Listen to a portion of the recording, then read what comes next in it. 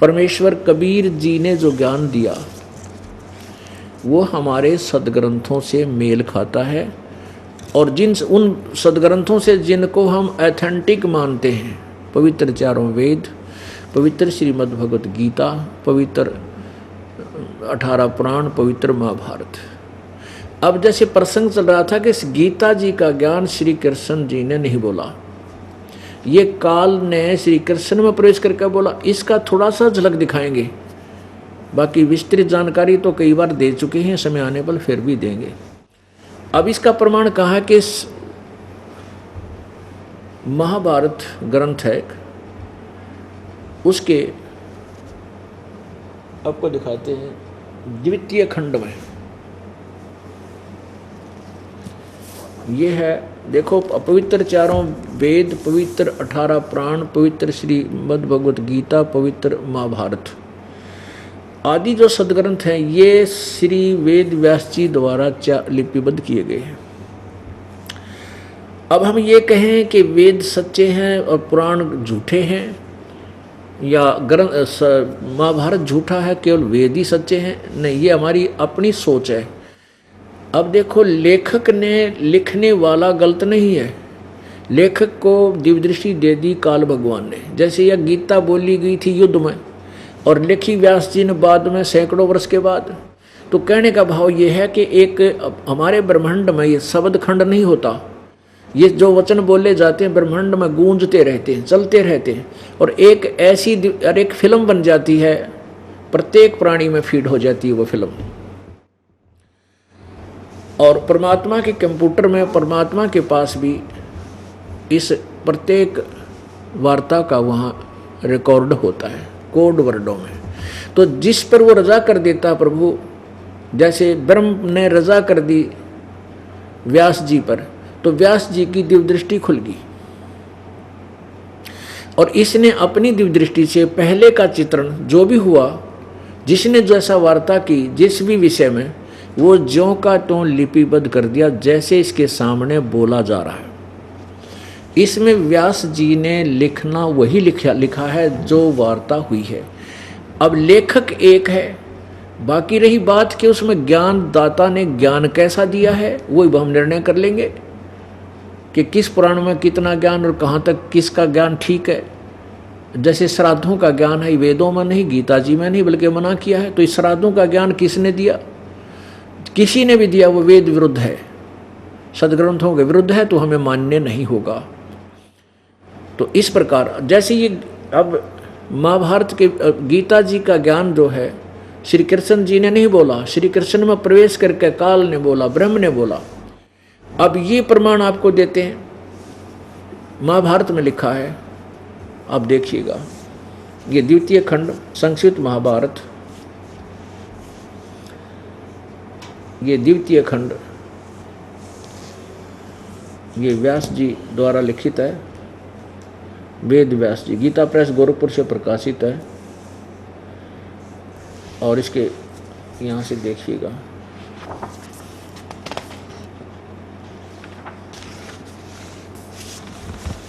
ये संक्षिप्त महाभारत द्वितीय खंड, महाभारत सरल और संक्षिप्त हिंदी अनुवाद, संपादक तथा संशोधक जयदयाल गोविंदका, और जयदयाल गोविंदका ने ही अनुवाद किया श्रीमद् भगवत गीता का, जो अब मैं आपको ये दास दिखाता है, और ये गीता प्रेस गोरखपुर से प्रकाशित है। यहाँ से देखिए, प्रकाशक में मुद्रक हैं गीता भवन कार्यालय कोलकाता, गीता प्रेस गोरखपुर, गीता भवन कार्यालय कोलकाता का संस्थान। इसके 667 पृष्ठ पर ये देखिएगा,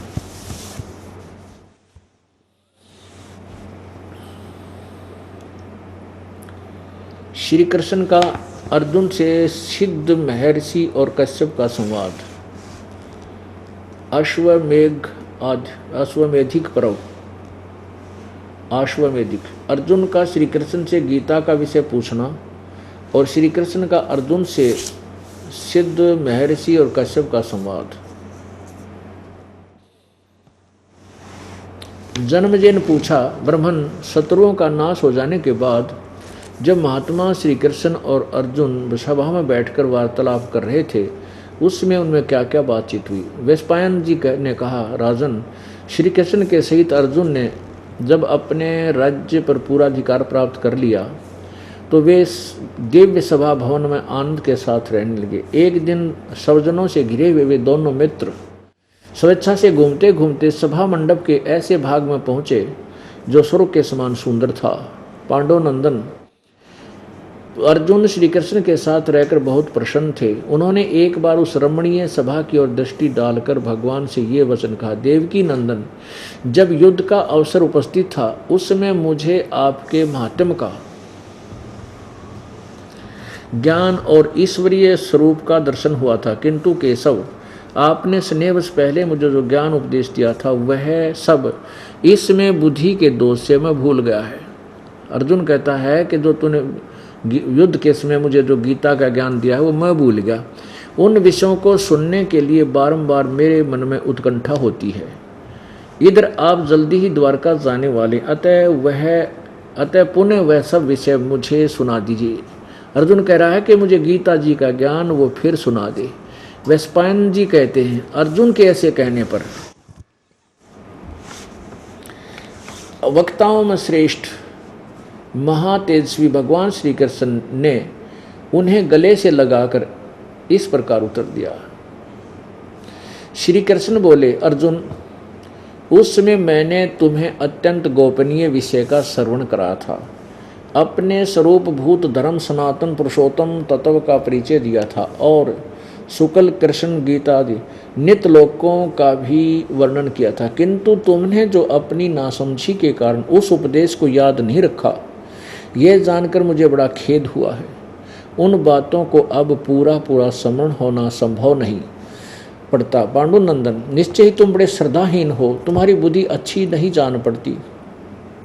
अब मेरे लिए उस उपदेश को ज्यों का त्यों दोहरा देना कठिन है, क्योंकि उस समय योग युक्त होकर मैंने परमात्म तत्व का वर्णन किया था। अब पुण्य आत्माओं, अब यहाँ लेखक ने थोड़ा सा अपना विचार भी जोड़ दिए जाते हैं।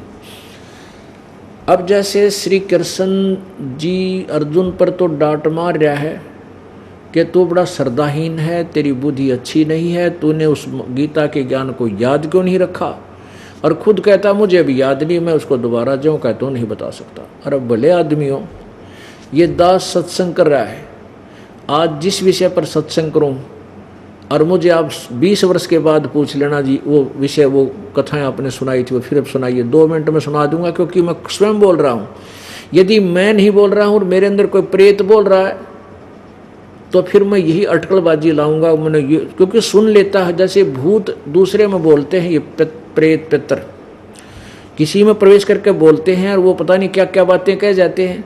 जब वो निकल जाता है प्रेत उसमें से, तो वो प्रेत जिसमें प्रेत प्रवेश थे वो आत्मा बोल, उससे पूछा जाता है कि तू ऐसे बोल रहा था, तू ऐसे बोली थी, तूने ऐसे कहा था, तो उसको कुछ याद नहीं रहता, तो उसको याद नहीं होता मैंने क्या बोला था। तो औरों से सुने हुए कुछ बातें याद रह जाती हैं कि मैंने कुछ बोला था, लेकिन उसने कुछ नहीं बोला होता, उसको याद भी नहीं होती। तो वो कई तो कहते हैं मुझे पता नहीं मैंने क्या बोला था। ऐसा ही है। तो प्रेत निकल जाने पर वो प्रेत बोलकर चला जाता। ऐसे ये काल प्रेतवत प्रवेश करके श्री कृष्ण जी में युद्ध करवाने के लिए अटकलबाजी और वेदों का भी यथार्थ ज्ञान और कुछ अपने विचार सोच उसमें डाल दिए, क्योंकि काल ये चाहता है कि इस प्राणियों को यथार्थ ज्ञान ना हो पावे और ये मेरे जाल में फंसे रहें। यानी उसने लिखा ना, मेरे में रहने वाली निर्वाण परमाम शांति, मेरे तक रहने वाली जितना लाभ है वो तुझे मिल जाए, वो अपनी साधना भी साथ बताता है। तो कहने का भाव ये है कि इससे सिद्ध हो गया कि गीता जी का ज्ञान श्री कृष्ण जी ने नहीं बोला, और ये प्रवेश करके बोलता है काल। जैसे ये महाविष्णु, महाब्रह्मा, महाशिव रूप भी धारण कर लेता है, यानी विष्णु जैसा रूप कर लेता है। तो ब्रह्मा ने जब दूसरा ब्रह्मा दिखाई देता है तो ये कह देता है वो कोई महाब्रह्मा है। विष्णु ने कोई और भी, जैसे विष्णु भी देखा किसी संत ने, और वो एक विष्णु और भी देखा, तो वो विष्णु कह देता है वो महाविष्णु है। तो वो महाविष्णु, महाब्रह्मा, महाशिव का रूप धारण जो करता है वो कौन है? ये ब्रह्म है, ये क्षर पुरुष है, ये ज्योति निरंजन कहलाता है, ये काल है। और यही सब छल छिद्र करता रहता है। तो ये काल उसमें प्रवेश करता है प्रत्येक व्यक्ति में और अपना काम कर देता है जो इसने करना और करवाना है। इसने युद्ध करवाना था, श्री कृष्ण नट अर्जुन मना करे, क्योंकि पहले श्री कृष्ण जी 3 बार गए थे शांति दूत बन के भाई युद्ध ना करो, और यहाँ तक कह दिया था कि मैं युद्ध नहीं करूँगा, मैं हथियार नहीं उठाऊंगा, एक तरफ मेरी सेना होगी एक तरफ मैं होऊंगा, और मैं हथियार भी नहीं उठाऊंगा। तो इससे सिद्ध है कि भगवान ने आखिरी दाव लगा दिया था कि हो सकता है युद्ध टल जावे, लेकिन नहीं टला। फिर जब युद्ध का मैदान उपस्थित, युद्ध के आमने सामने सेना खड़ी थी, अर्जुन मना कर रहा कि मैं लड़ना नहीं चाहता, भीख मांग के भी खा लेंगे हम इस अनर्थ, इस ऐसे घोर पाप के राज्य को नहीं चाहता। मैं तो यहाँ तक चाहता हूँ कि मुझ नियथे को ये सामने वाले कौरव मार दें, मेरी मृत्यु हो जाए, युद्ध टल जावे। उस समय श्री कृष्ण, यदि श्री कृष्ण जी होता वो बोल रहे होते, अपने होश में होते, उसमें काल नहीं होता, तो श्री कृष्ण जी कह देता धन्य तेरे माता पिता ने, बहुत अच्छा सोचा अर्जुन, कुछ भी नहीं बिगड़ा अभी तक, चलो चलते हैं। लेकिन नहीं, उस समय वो काल प्रवेश कर गया। जब अर्जुन मना करे था तब काल प्रवेश कर गया श्री कृष्ण जी के शरीर में, और फिर उसने ये सारा ज्ञान जो दिया वेदों वाला भी दिया, अपनी अटकलबाजी भी उड़ा दी गीता जी के ज्ञान में। अब जैसे दूसरे अध्याय के 37 और 38 श्लोक में कहा कि तू युद्ध कर, तुझे पाप नहीं लगेगा। और फिर जब महाभारत का युद्ध समाप्त हुआ, राजगद्दी पर युधिष्ठिर जी बैठ गए, विराजमान है, उसको भयंकर स्वप्न आने लगे, भयभीत हो गया, उसके कटे हुए सिर दिखाई दे उसके घरों में घुसते हुए। तब जब श्री कृष्ण जी से पूछा कि हमारे भैया को ये किस कारण से ऐसा हो रहा है, ये बड़े बेचैन रहते हैं, कुछ खाते नहीं, भयभीत रहते हैं, कांपते रहते हैं, तब श्री कृष्ण जी ने यथार्थ ज्ञान दिया कि तुमने जो महाभारत में युद्ध किया था वो पाप लग गए, बंधुघात का जो पाप है वो तुम्हें दुखी कर रहा है, वो सत्य था। दूसरे में श्री कृष्ण बोल रहे थे, वो सही बता रहे थे। अब उधर से गीता जी में कह रहा है तुझे पाप नहीं लगेगा, और उधर से उनको पाप लग गए। तो ये युद्ध करा करके काल ने कराना था, और श्री कृष्ण मना कर देते कि नहीं होना चाहिए युद्ध, बिल्कुल ठीक है, लेकिन श्री कृष्ण में काल प्रवेश करके ये जुल्म करवा गया, महाभारत का युद्ध करवा गया। और वहाँ 18 करोड़ 18 सेना आपस में कट कर मर गई।